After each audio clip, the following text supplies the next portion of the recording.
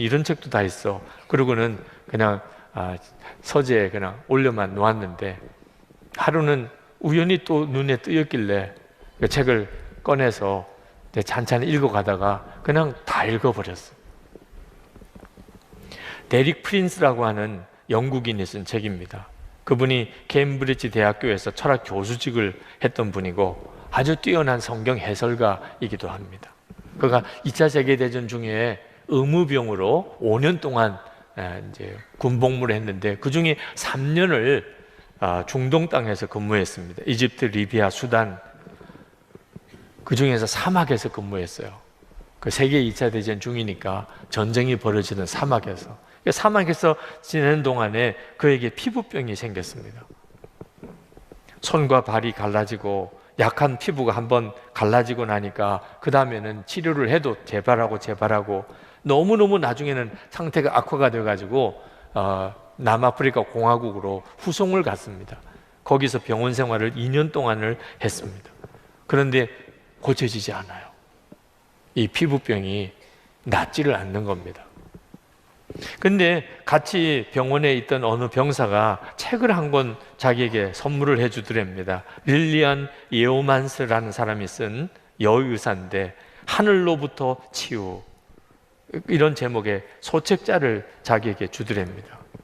그 소책자의 내용 중에 하나가 하나님이 말씀으로 우리를 치료하신다. 말씀으로. 잠언 4장 20절, 내 아들아 내 말에 주의하며 내가 말하는 것에 내 귀를 기울이라. 그것을 내 눈에서 떠나게 하지 말며 내 마음속에 지키라. 그것은 얻는 자에게 생명이 되며 그의 온 육체의 건강이 됨이니라. 이 말씀이 그의 마음에 확 꽂혔어요. 아니 도대체 하나님의 말씀을 주의하여 듣고 귀를 기울이고 항상 그 말씀을 눈에서 떠나지 않게 하고 마음속에 그 말씀을 지키면 온 육체의 건강이 되리라.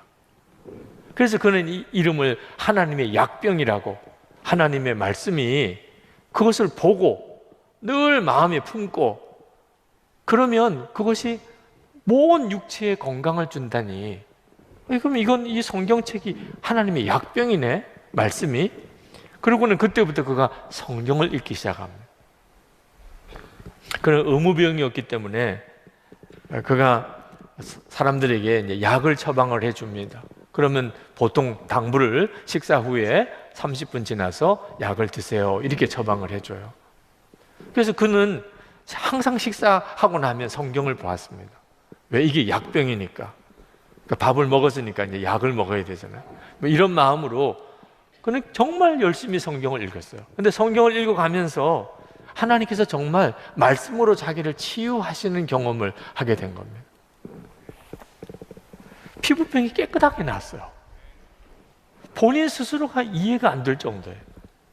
말씀을 계속 묵상하고 말씀을 품고 살았는데 병원에서 약을 써도 안 되고 무슨 어떤 처치를 해도 차도가 없던 피부병이 싹 나았습니다. 그가 그러고 난 다음에 정말 성경책이 너덜너덜해질 정도로 그렇게 성경을 읽었어요. 그러면서 그가 깨달았어요.